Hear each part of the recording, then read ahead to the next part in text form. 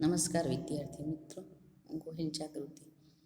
આજે આપણે સ્ટાન્ડર્ડ 8માં પાઠ 15નો પાર્ટ 2 જોઈશું.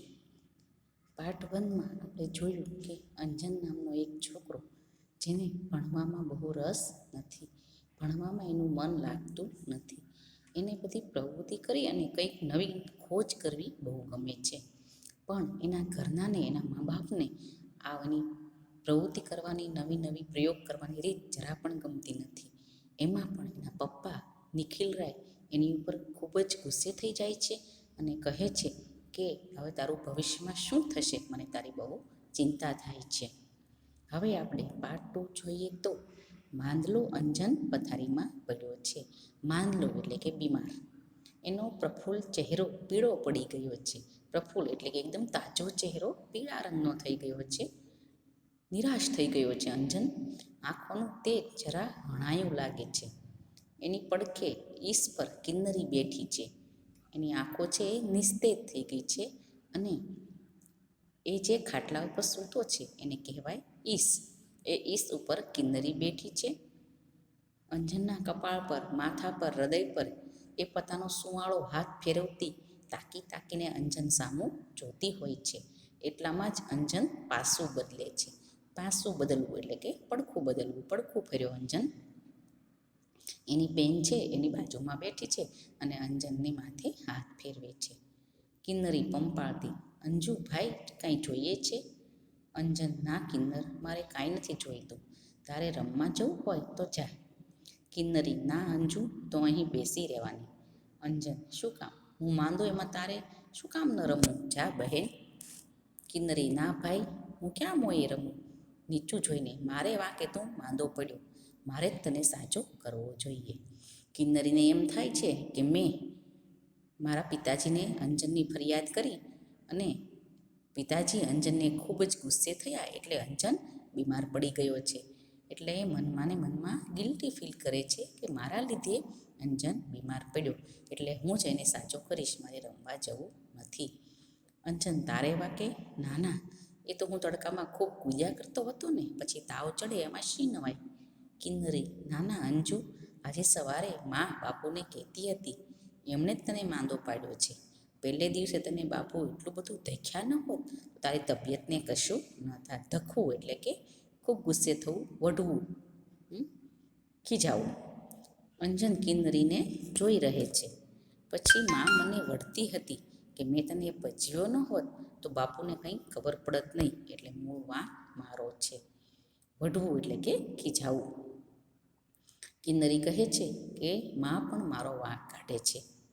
એ કહે છે કે મેં તને તે દિવસે એટલો બધો હેરાન ન કર્યો હોત તો બાપુને એટલે કે પિતાજીને કશી ખબર ન પડત, એ તે તારી પર ગુસ્સે ન થાત અને તું બીમાર ન પડત. કિન્નરી અંજનની છાતી પર પોતાનું માથું ઢાળી દે છે. હેતાળ હાથે અંજન કિન્નરીનું માથું ઊંચું કરે છે. તેના વાળ પર હાથ ફેરવે છે. અંજન, કિન્નરી ઢીલી ન થા, વાંક તારોય નથી ને મારોય નથી.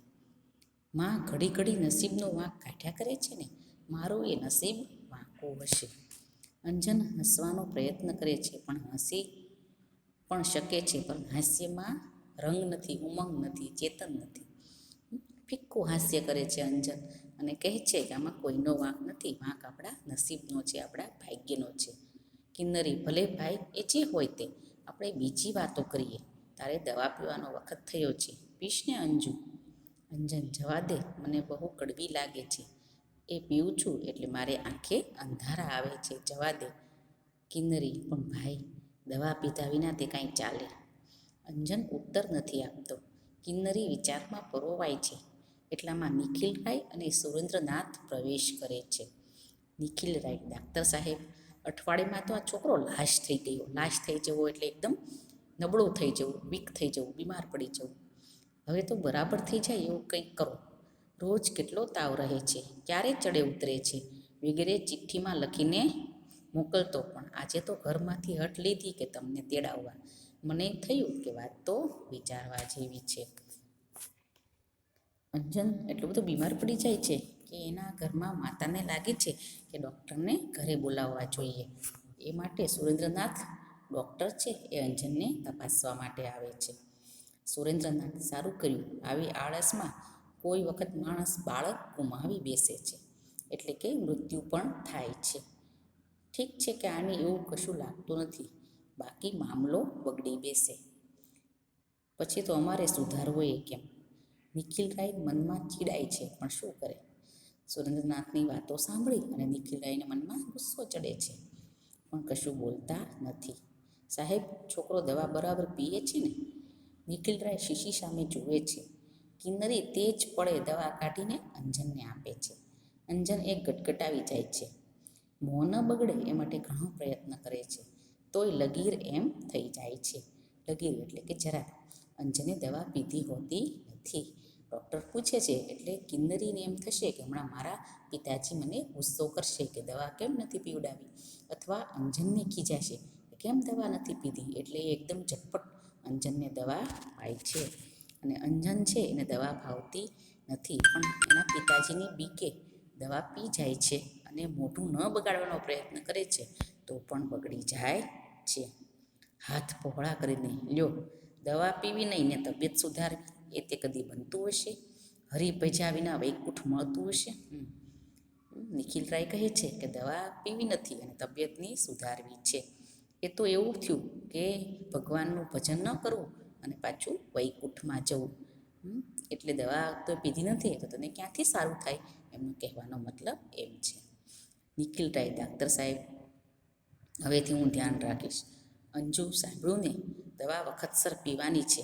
અને કિન્નર, સાંભળ્યું? દવા નિયમસર પાવાની છે. કિન્નરી, હો બાપુ. સુરેન્દ્રનાથ, તો ચાલો હું લખી આપું. નિખિલરાય અને સુરેન્દ્રનાથ પાછા ફરે છે.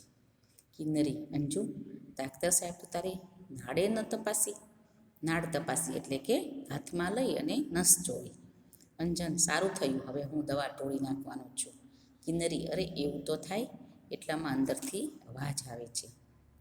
અવાજ? કિન્નર, અહીં આવતો. કિન્નરી, એ આવી માં. અંજન, જા, માં શું કહે છે?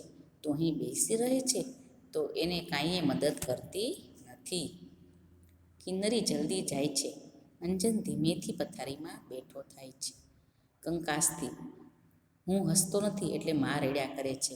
હું બોલતો નથી એટલે બહેન ગમગીન બને છે. ગમગીન બનવું એટલે કે દુઃખી થવું. પણ હું શું કરું? મારો આનંદ મરી ગયો છે, જાણે જીવન જતું રહ્યું છે. હાંફતી હસતી કિન્નરી આવે છે. અંજન મનમાં ને મનમાં બોલે છે કે હું બીમાર પડ્યો એટલે ને ખૂબ દુઃખ થાય છે, બહેનને ખૂબ દુઃખ થાય છે, પણ હું શું કરું? મને જીવવાનો આનંદ આવતો નથી. એટલામાં એની બહેન દોડતી આવે છે અને કહે છે કે ભાસ્કર કાકા આવ્યા છે. કિન્નરી, ભાઈ ભાઈ, ભાસ્કર કાકા આવ્યા. અંજન હોંશતી, હે? ચાલ, ક્યાં બેઠા છે? કિન્નરી, હમણાં અહીંયા આવશે. માં તેને તારી જ વાત કરતી હતી.